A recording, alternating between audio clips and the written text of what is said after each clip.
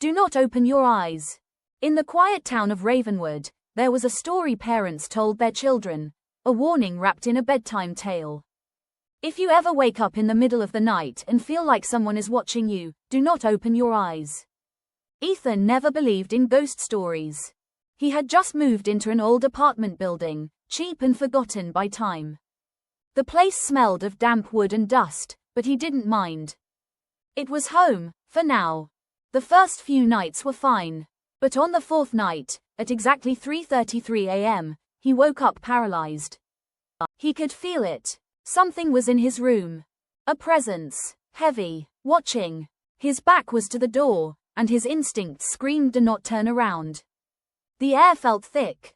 The silence was suffocating. Then, footsteps. Slow, deliberate, coming closer. Each step sent an icy chill through his spine. Then, the breathing started. Shallow, ragged. Right behind him. He clenched his eyes shut. The childhood warning echoed in his mind. Do not open your eyes. But then, a voice, right against his ear. I know you're awake. His entire body locked in terror. The thing was so close he could feel the heat of its breath. He wanted to scream, but his throat wouldn't obey. Then, a hand pressed against his shoulder. Ice-cold fingers digging into his skin. Trembling, his resolve shattered.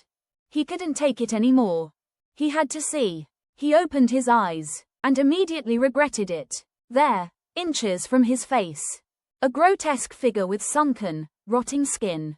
Its mouth stretched impossibly wide, revealing jagged teeth.